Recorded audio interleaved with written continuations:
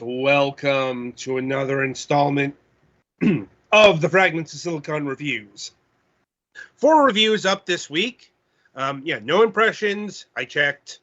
Anyway, the first of which is Delta V, Rings of Saturn. And we had a bit of, fun trying to get the actual Greek symbol into the repositories here. But they are on display as much as possible. Anyway, and that particular formula, I think, is important because, if I'm recalling correctly, that is the change in velocity in physics. I believe so. It's been a while since I've done physics, though. Yeah. That kind of gives the game away, so to speak. Because this is a physics-based mining sim set in the thickest debris field in Sol, i.e. the Rings of Saturn. Every action has a reaction. Lasers are invisible without a medium. And your thrust is a potent weapon. Find trade, adapt your equipment to your play style, hire a crew for help, unravel the mysteries of the rings, or just get rich. It's a bit weird that we have a game like this up for review when we had a other similar but different game for interview that was MSP. Cosmic Armada. When they say this is physics-based, they mean it. Once again, it's about as physics-based as the aforementioned Cosmic Armada is.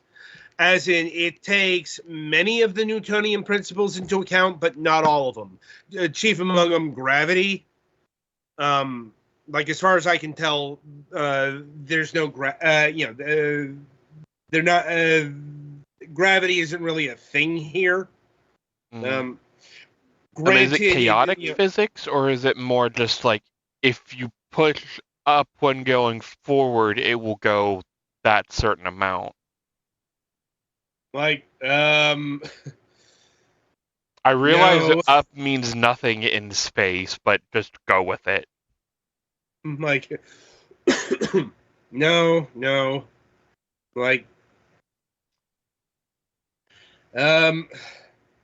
No, you do have to take into account things like for every action there is a equal and opposite reaction, for example.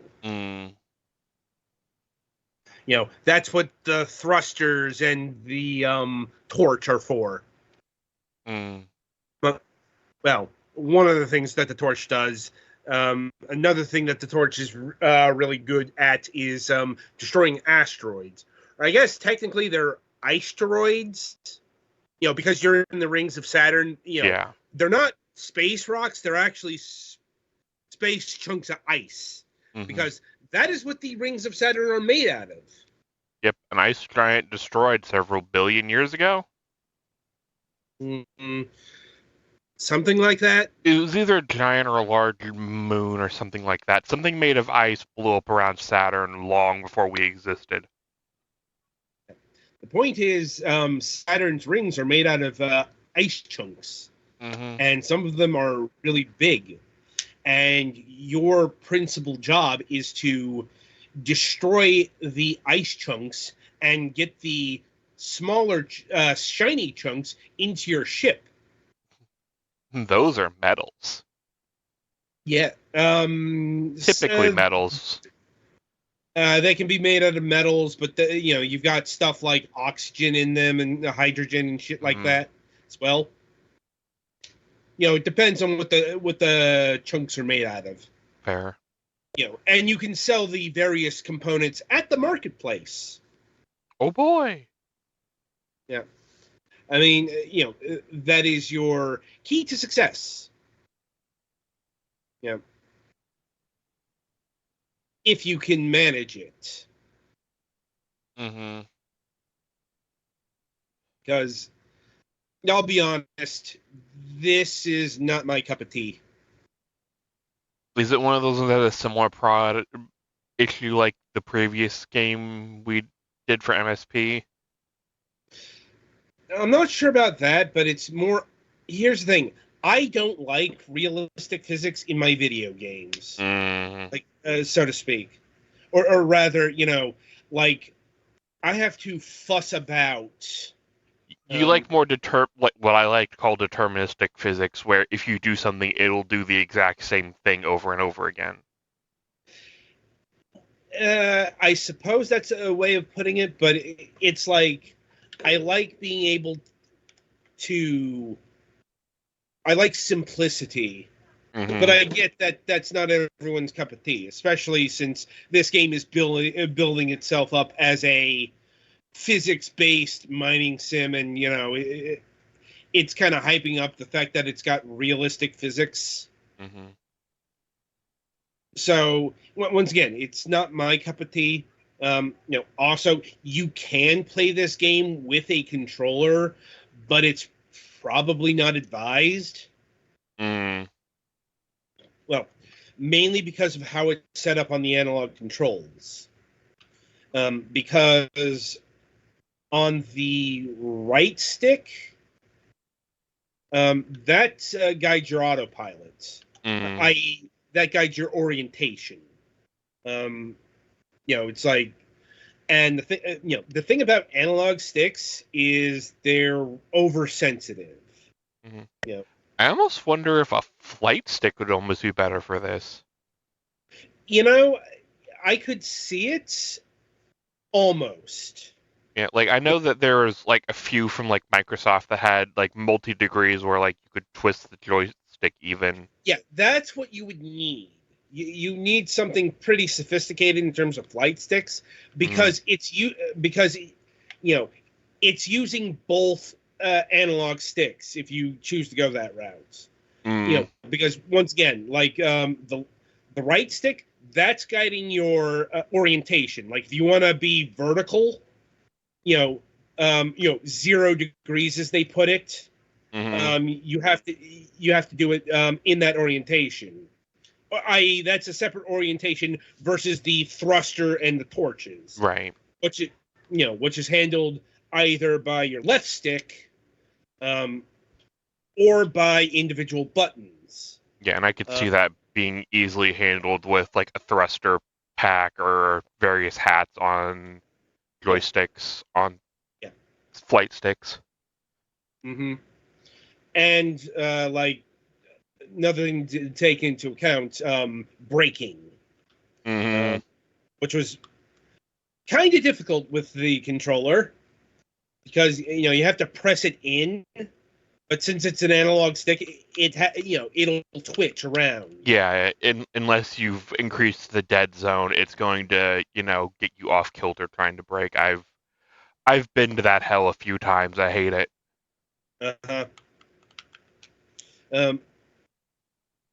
Which is probably why they give you a few more options here.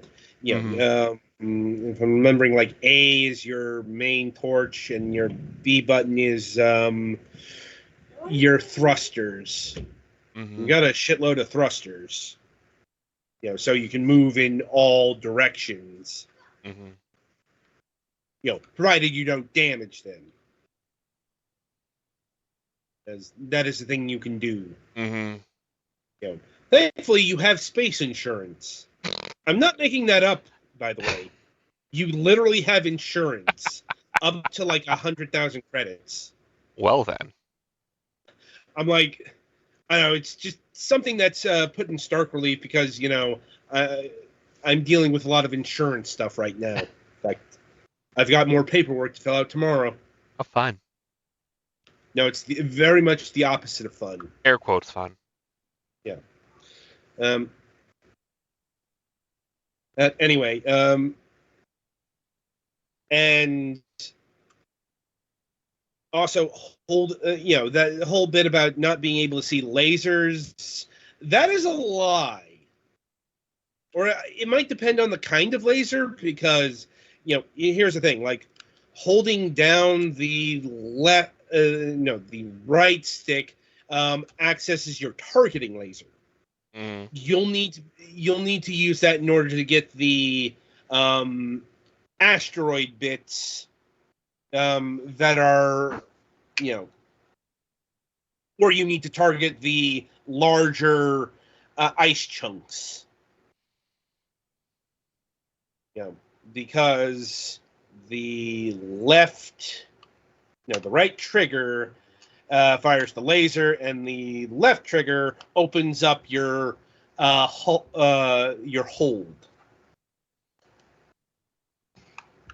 And you can only carry so much.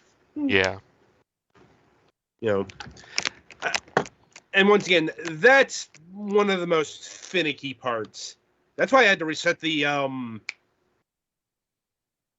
tutorial so many damn times. It can be, it's like it wasn't reading a thing frustratingly enough. And yeah, like that's the basic controls, but the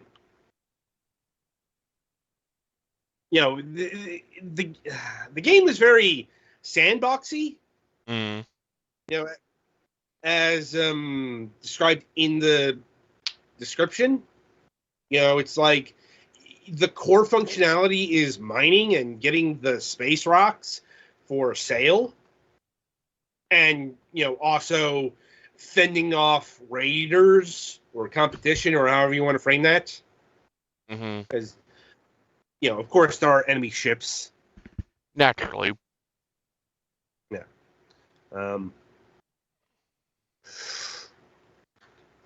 And you do what you want to do. Is there any purpose for getting the money other than just upgrading the ship? I mean, yeah. Upgrading, trying to remember. I don't think that it is. I'm trying to remember if there's ammunition. I want to say, I think there might be, but it's not just upgrading. It's after a certain point, repairing, because, like I said, insurance only goes so far, and it's pretty easy to damage your ship. It's not just banging against space rocks, because escape velocity is a thing. Yep. Engines get hot. Hot things break down. Yep. Now, there is a failsafe in that if your engines get too hot, there's an auto return.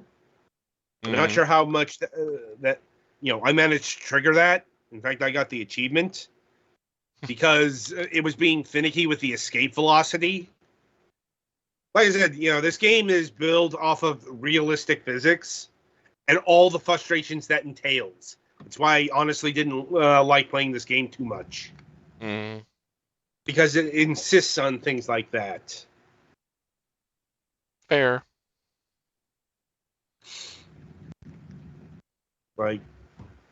So... Do you have any music to speak of, or...? Yeah, it's very... Well, it's like some of the tracks very electronic. Like the track that was playing during the open narration was surprisingly rock heavy. Yeah.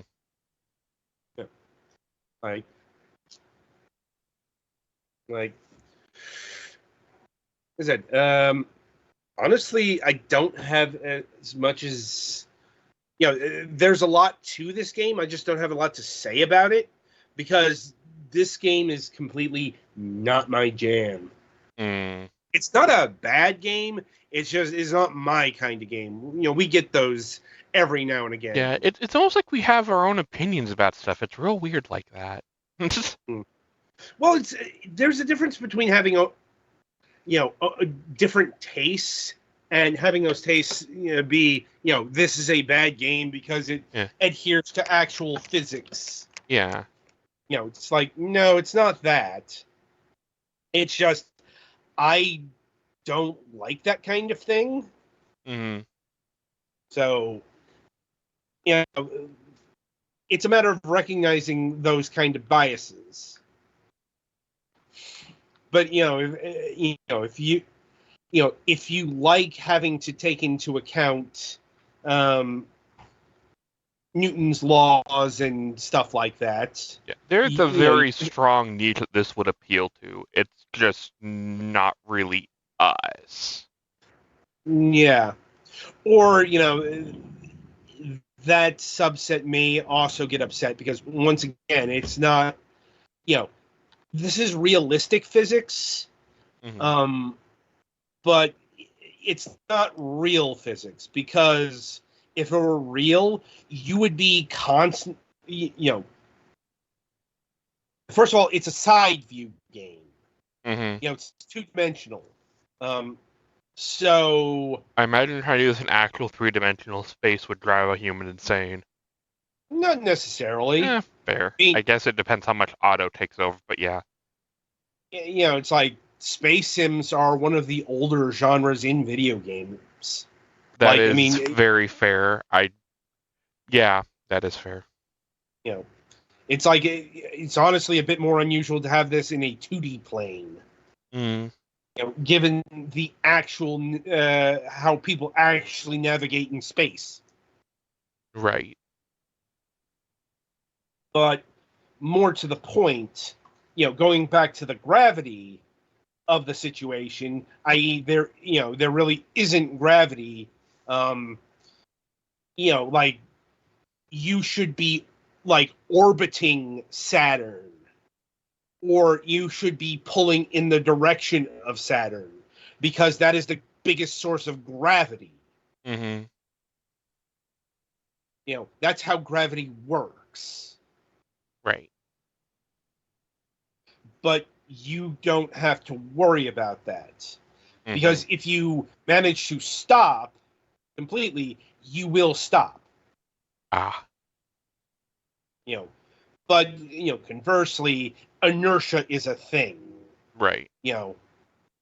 Like you will keep going in a direction that you set until something stops you. Mm-hmm. So, either that be an object or you put on the reverse thrusters. Mm-hmm. So,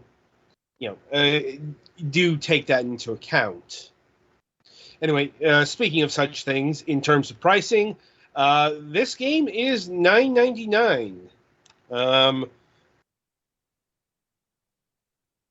At least the base is. It does have a bunch of DLC. It's got some free stuff like Tales of the Ring and 4K texture pack to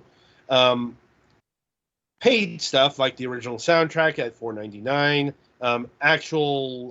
It's got the Anthrogenesis pack and the Deep Weeb pack. I'm going to kill whoever came up with that title. Dare I even ask what's in it, or is this just...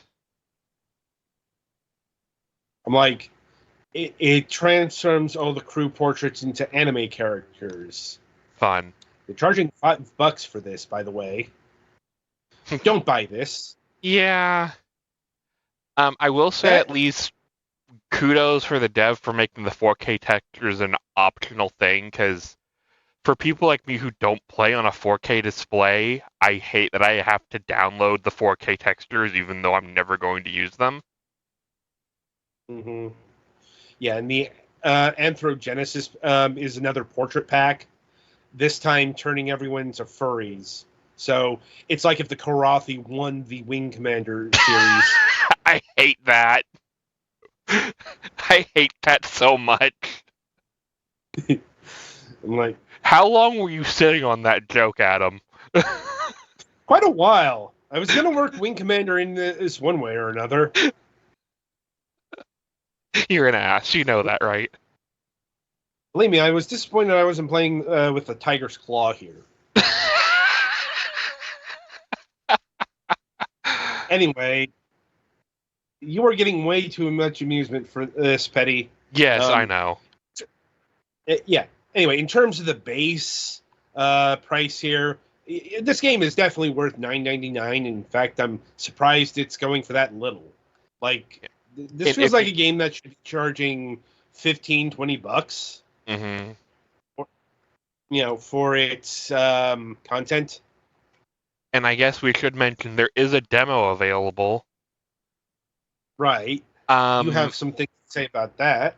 Well, I did notice it didn't have a windowed mode, which that's just a personal gripe with me because I can't stream full screen things very well.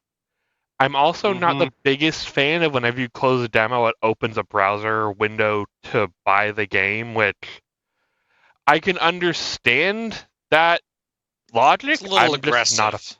Yeah, it is a little aggressive. I'm not a fan of that, but I know that there are also a lot of people who don't really care. Again, that's just a personal gripe, but it's to each their own. Mm-hmm. All right then. Right. So once again, this is a perfectly, this is a perfectly fine game for what it is. Mm-hmm. It's just, it's not a game I particularly enjoy playing. Mm-hmm. Like, so worth keeping that in mind. Right. Anyway, so I think I've said all I want to say on Delta V here. Be sure to tune in after the break as we go in the polar opposite direction. As Petty here will be reviewing Glaylancer and Gainu, Classic Shmups Pack.